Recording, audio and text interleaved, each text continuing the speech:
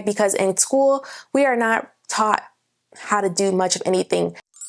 Hey, I'm Ken, and you're watching At Skin with Ken, where we discuss all things beauty, aesthetics, skincare, ingredients, products, beauty tips. And today I have one for my professional estheticians out there. Common mistakes that new estheticians make.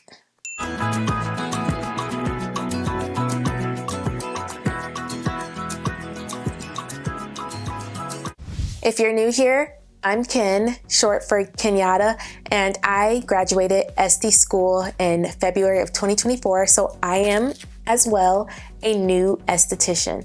And today we're going to discuss things that I've noticed amongst other new estheticians, things that I've done on accident or learned a lesson from, and these are all things that you can avoid doing. And again, everything is a lesson. It's not necessarily a mistake, but we just won't let it happen again.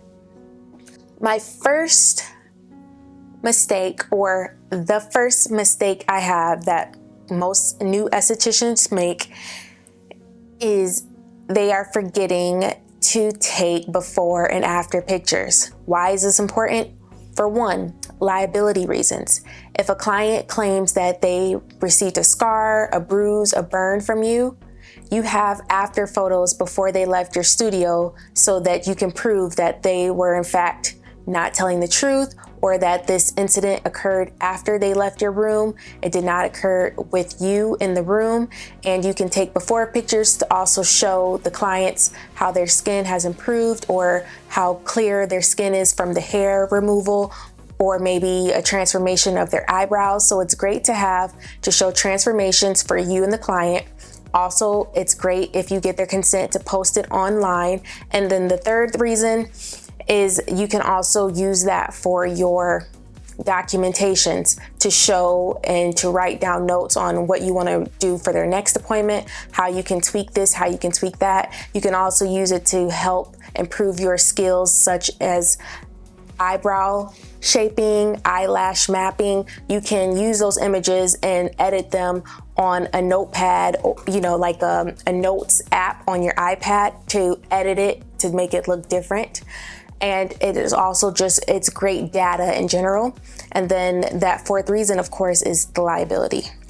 The second mistakes I noticed amongst estheticians, and something that I did as well, is not starting off with liability insurance. You want to start off, even if you're working for a company, an employer, and they have insurance covered over their business, you want to have your own personal liability insurance, because if someone claims and tries to file a lawsuit against you, you're protected, and you want to make sure you're always safe no matter what the business is doing that may not be you. And of course, if you're self-employed, you have to have insurance anyways to cover your product, your hands, and any incidences, that any liability claims that may come up in your studio. So which one do I have? I have ASCP, Associate Skincare Professionals Insurance. I have their liability insurance, and it was super simple, easy. They send you a certificate, and you can also print one offline. It covers you for a full year, and then you have to obviously reinstall it and pay for the membership fee. You get tutorials, educational lessons. They basically have a blog. So you're getting a lot more than just insurance.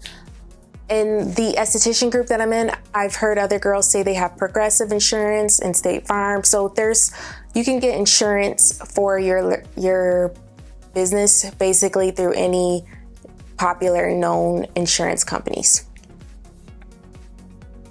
The third mistakes I noticed that new estheticians commonly make is not having their clients sign a waiver and a consent form for every single service. If they come in for eyebrow waxing, they need to sign a consent for waxing. If they come in for eyebrow tint, they need to sign a consent form for tinting, or that needs to be included in the eyebrow waxing consent form. Every single thing. If you have maybe an all-in-one consent and waiver form, check with an attorney and see if that's something you can do. But you want to make sure whatever service they're getting done, you have had them read the effects, the side effects that could happen, what the procedure, what the treatment is going to look like, and what the results may or may not be, so that they know and that they have already given you their consent to perform this procedure. They're aware of anything that can cause a reaction, allergies. You've made sure they don't have any contraindications with their own health. So that way they know what's going to happen. You know what their health is, and you can make sure you give them the best treatment without any occurrences. And of course, things come up. People have allergic reactions, people burn, people scar. Sometimes people don't tell you they're on retinol and then they want to get waxed. Sometimes people tell you that they haven't been in the sun when they want to get laser hair removal and their skin is tan. But it is important and vital that you have that consent form and waiver so that you have insurance and proof for yourself and for your business to protect you in the long run. And along with the waivers and consent forms, if you're doing a treatment that causes trauma to the skin or some form of enhancement, which is mostly everything we do, right? You want to also have that client sign a post-treatment waiver, a post-treatment consent, because you want to make sure that you have proof that you told them the directions and the steps to do at home and that they agreed to doing it. Because a lot of the time, if a client does not listen to the post-care instructions, it can damage their skin barrier, and then we may be the one that gets in trouble or gets punished for them not following directions. Even though we told them what and what not to do, we gave them a list of ingredients, products to purchase. We even sold them products in our treatment room, but they didn't follow the directions. So that way you have proof. You told them, they signed the waiver, they signed the post at home treatment form, and they didn't follow the directions. That's on them. The fourth common mistake is not being clear on expectations.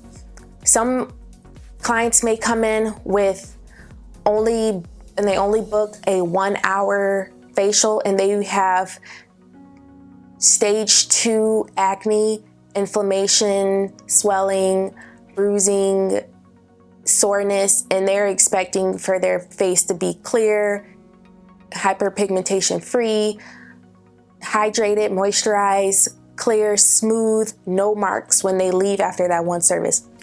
It's not possible. We know that that's what we would all want, a one-time treatment that can clear and fix all of your concerns, but we know that's not a thing. So we want to make sure we are telling our clients what they can expect after each treatment. This is how long you have. This is the service you booked. This is what I can do in this time. I'm going to give you some at-home directions to follow. Here are some products, maybe change this life part in your lifestyle, some diet, working out, cut the sugar, cut the dairy. And then you come back in 3 weeks and we'll do another round. And then you might need to come back in another 3 weeks and then another 3 weeks. And then this is where I see your skin will be looking in the next 6 months. This is where I see your skin looking in the next year if you follow my treatment plan. And you have to be clear. You have to have this written down and you have to have them sign off on it, because you don't want any forms of miscommunication when it comes to expectations. And even simple things as an eyebrow wax. I do a small consultation like, okay, I see this is what you have. This eyebrow is a lot thinner than this eyebrow. I see more spaces and gaps. So this is what I think we should do to make them look more even. Do you intend on growing your brows out, or would you just like to make them the same length, to make them the same thickness? You know, it's kind of a mini consultation before every service so that you can explain to them what they can expect before they leave. 5, kind of jumping into an actual treatment, not checking with the pressure the client wants. This is a common mistake new estheticians makes. Why? Because in school, we are not taught how to do much of anything. They basically teach us enough to pass the state boards and to pass the practical. But most clients don't want us to just touch their face gently. They want us to put a little pressure in the massaging of the face. So you want to always ask, how's the pressure? Would you like it deeper, lighter? And then you allow the client to answer, and then you continue with that pressure throughout the entire facial massage. Don't be afraid, don't be scared. You wouldn't know what they like until you ask. The 6 common mistakes I notice new estheticians make is not charging for the additional services they have. If your client booked for a 60-minute facial, but they want to add 15 more minutes to get more blackheads, whiteheads, or acne extractions, then you need to charge them for that extra 15 minutes. If your client booked a Brazilian, but they didn't book a navel wax, you need to charge them for that navel wax. If they said, oh, I have a navel strip. Could you please wax that too? Sure, that'll be an additional $10. Is that okay with you? And then they'll say yes or no, and then you move on.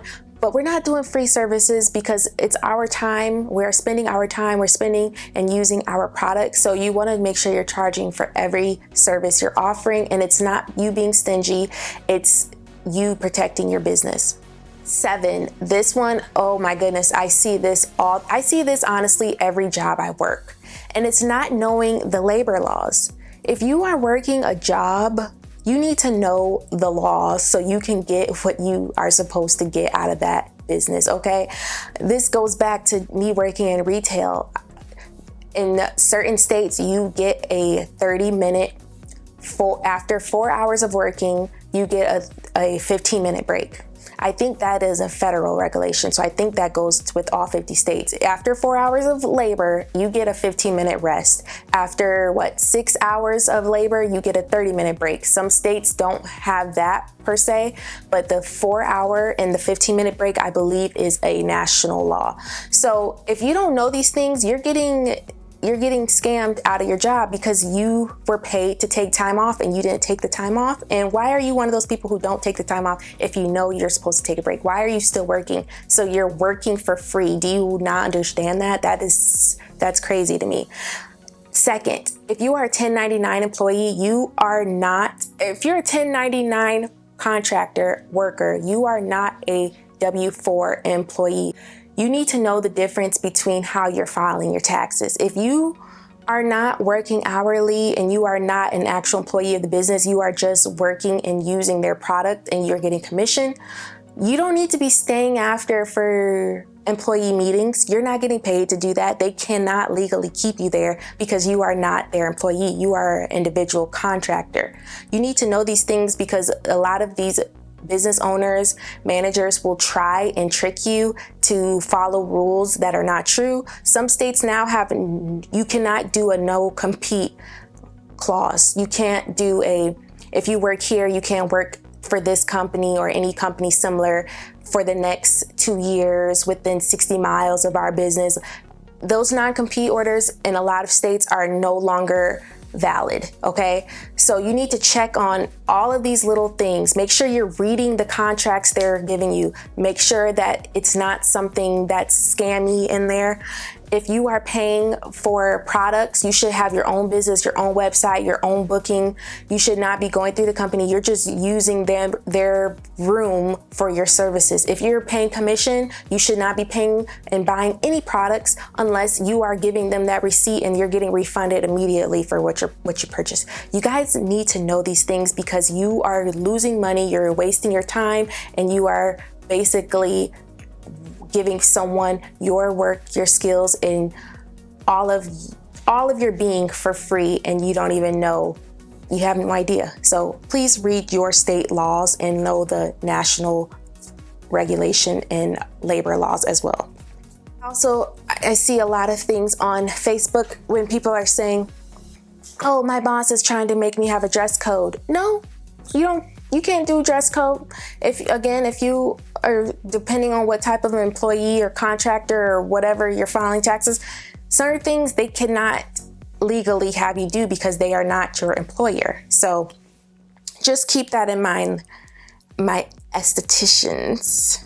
8, this is similar to that, but you need to know how to file in your taxes, as in, are you setting aside enough money to pay your taxes after each month, week, however you're doing it? You need to meet with a financial advisor, financial planner, read some books, watch some YouTube videos, figure it out. You do not want to be stuck in January, February trying to fill out your taxes and you're doing it wrong, you're doing it inaccurately, and then you have to pay out some huge payout fee because you filed your taxes wrong. So it's great to just start doing it the appropriate way. Make sure you're keeping all of your receipts so you can put those on your taxes. Like, just keep everything organized and in order. What I like to do, I keep my receipts in a folder, and then before they start getting too dingy where they're no longer legible, I just take a picture and then scan them and put them in a receipt folder on my phone. So I have all of my receipts in one place. The ninth mistake I noticed new SDs making is not knowing what falls beneath their line and their scope of practice. Every state has different terminology in their cosmetology handbook saying what an esthetician can do. You need to make sure you understand what that is. Some are extremely broad. For Pennsylvania, it says basically following the scope of aesthetics. It doesn't even give you can't do microdermabrasion, you can't do microblading, you can't do dermaplaning, you can't do chemical peels. It doesn't say what you can and cannot do. It just says that you can follow the scope of aesthetics. So that can be extremely broad. Facial massaging, cleansing, like, we know those things, but what else is there? So then you have to figure out what classifies as a medical treatment, what doesn't classify as a medical treatment. Speak with an attorney to get their opinion on how the law is relayed. That's really the only thing you can do, because once I called the cosmetology board and I was like, so what does this mean? And they're like, you have to speak with an attorney. We can't give you, because that's classified as legal advice when they try to explain what the cosmetology board laws are. So they won't even do it because they don't want to be liable for giving you the wrong information. So you have to find your own attorney to figure out what it means. And then also just go and look when you are trying to find what the practice or treatment you want to offer is. Just kind of cross-reference it with medical. If you need a medical license for this, then you know you can't do it unless you have one. If you need to be underneath and being supervised by a medical doctor, then you know you can't do it unless that is what you are doing. So you can cross-reference, and then you can also see if there's a class available with your current license, your esthetician license, your cosmetology license, whatever license you're using. If you can take that class, then you most likely can offer that service in your state, because most schools wouldn't offer a training if you're not liable and eligible to actually perform the treatment. So those are some things that I've done. Like, it took me a while to figure out, am I able to offer microblading in Pennsylvania? And yes, I can offer that in Pennsylvania. I can even do I can even use nanotechnology, like nano blading. I can't use a microblading needle that goes between I can't use a microblade needle that goes deeper than 0.4, so it has to stay in the epidermis layer. It can't go into the dermal layer. So there are certain things that you think you wouldn't be able to do in your state, but just look it up. Some states are more strict than others. Some states are extremely free and liberal, like Texas. There's a lot of things estheticians can do there. Pennsylvania is another one. There's a lot of things that we can do here. Michigan is a lot more strict. You can't do as much. Certain states have the master esthetician license, and then most states don't offer a master esthetician license. So you want to make sure where you get your license or where you practice, you can figure out from there if you can offer that treatment and that service that you want. 10th mistake I noticed new SDs making is not patch testing.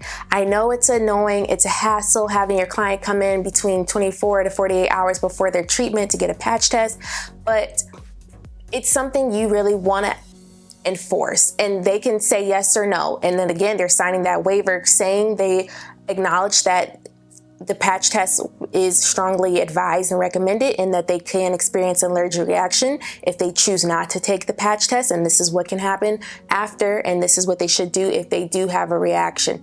Okay, you have them sign that waiver, but then you also strongly advise them with your professional standing saying this is what I recommend, and if they can choose yes or no. I'm always pushing for patch tests. And if you're working for a business, a salon, a lot of them aren't going to want you to do patch tests because they want the money right now, right away. They don't care about the circumstances and the consequences of clients not taking patch tests. They don't even want to put that in as a service, but to me, it's extremely important, especially if you're doing eyelash extensions. So many women are allergic to eyelash glue and different types of eyelash glue. And how would you ever know without doing a patch test? And then next thing you know, you just put on a full set of lashes and that girl has the worst allergic reaction ever. It's extremely dangerous to me. And I really caution you ladies out there to be, and men, ladies, men, whomever is watching, to really think about the company, the employer working for. If they are super money hungry and they don't want to do things like patch testing because they want the money right away, just be careful and reconsider where you're working, because that can come back on you if something were to happen and so just be careful. The 11th common mistake I noticed new estheticians making is not specifying that you want your clients to write every single skincare product that they're using, every single medication that they're on. As we know, certain antibiotics makes your skin thinner and more susceptible to trauma. Some clients don't know that. And if you told them to write any prescription medications they're on and they are on antibiotics and you didn't know, and you give them a full Brazilian wax and some of their skin comes off, or they get a burn or a bruise, it's like, what just happened? This didn't happen last time? Oh, I'm on antibiotics. Oh my goodness, I asked you. Well, I didn't think you meant my prescription antibiotics. I thought you were just thinking like retinol and things I put on my face. It's like, no, honey, I need to know every prescription that you're ingesting, every supplement. We need to know everything, because the smallest thing can cause a client's skin to react adversely, and we don't want that. So you need to be specific, and you really need to be serious on that, and don't let them just be like, oh girl, no, nothing. Like, this is not important. No, I need to know what it is so I can make sure that there's no contraindications to the treatment that you're getting today. If you want the best service, if you want your skin looking the best, fella, please tell me. The 12th common mistake that I noticed new esties making is not making sure that the waiver, consent, post-treatment, whatever form is not signed and dated correctly. They need to make sure they are dating the day of treatment or prior to treatment. They need to have their name, first and last name, and their signature on that form. You need to have your signature and date on there as well. We got to make sure they're signing it and dating for each service. The 13th mistake I noticed new estheticians making is not giving a full detailed consultation for every service. Again, if this is a regular client, they're getting the same service they get every 3 weeks, you don't have to give a full consultation, but sometimes you just want to, each time you still want to check in. Maybe they want to do something different this time. Maybe they want to try different product. Maybe they have a special event coming, and you wouldn't know this without the consultation. So we want to keep continuing the consultation every time, just in case there's something new going on and we might want to avoid it. Maybe that client has a super big event that evening, and if they're getting an eyebrow wax, they don't want to be red. So you might need to add some powder, some Hale and Hush Bio Relief powder to dull out the redness. You wouldn't know to do that or to give her a little sample to take home if you didn't ask her kind of, what's going on? How's your, blah, blah, blah. What are we doing today?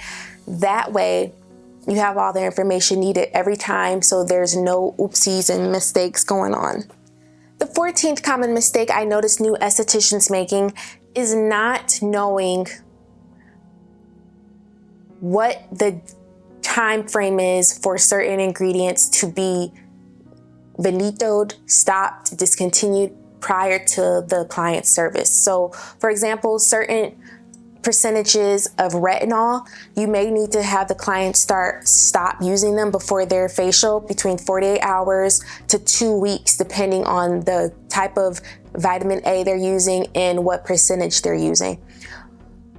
If you don't know, just make a quick Google search, look at the protocols for the treatment, go on the company's website, look at the protocol list, just find out. If you know your client is on this ingredient, this product, they're taking this medicine, you want to know how soon they can come in for their treatment and when to discontinue the service. And you obviously want to have verbally told them, have it written, and have them sign off on that discontinued use of service or discontinued use of ingredient or product. 15, I've already spoke on this when I talked about the waiver and consents, but reiterating separately that you always want to have a post-treatment care plan. So that's 15.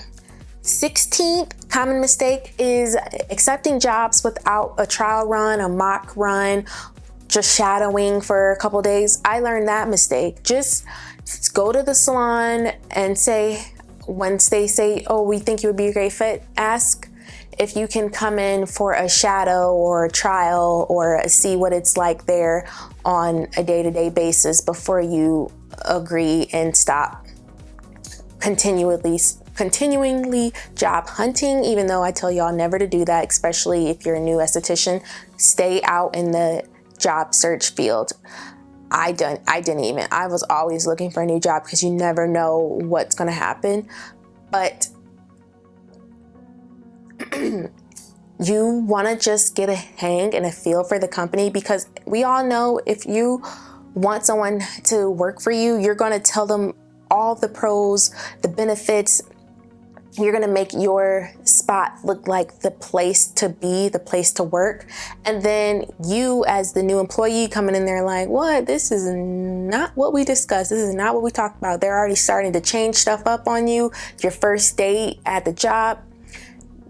You want to know all of those red flags before you get your foot in there and you invest time. So do a mock run, do a trial run, do a shadow, see if you can just come in for a couple of days and see if you like it and if your vibe matches the salon, the studio, the business. The 17th mistake I noticed new esties making is accepting a job that does not fully train you. Ask again, going on to the previous mistake, what is the training program like here? What are your offerings for training? Do you have a training budget program? What can I expect? What is the forms look like? What is the training module? Give me something. What is it going to be like my first 30 days here? What can I expect to learn? What can I expect to improve on? How are you offering models? What is it going to look like? You need to know that, because some companies, businesses are not set up to train new people. They don't know the steps. They don't have the product. They don't have the staff. They don't have the education to train you. So you want to know before you get in there, because you may need to find somewhere that's more compatible for a new esthetician. So you can make sure you are going somewhere where you can evolve, learn, and grow, and somewhere that has something to offer you as the new esthetician, and somewhere you feel safe and comfortable and supported to grow. And how can you do that? You can inquire. What are the training programs? What is the modules? What books do you have to offer? What products are you using? What do you expect from me to do in my first 30 days? How do you judge my improvement, my services? What can I expect? Those are the 17 common mistakes I noticed new estheticians making, that I have made some of those mistakes myself, learned from them. So they are basically 17 lessons. These are also things I've noticed in the support and esthetician groups that I'm in. Other estheticians have concerns or have exhibited these errors as well. So these are things that I think if you are watching this video and you're new, you can completely avoid, bypass this, save yourself time, resources, and money, and move on and just grow and elevate. We're here as a group, a community at Skin with Kin to support each other as new estheticians. And I will see you all in the next video. Don't forget to like and subscribe. Bye.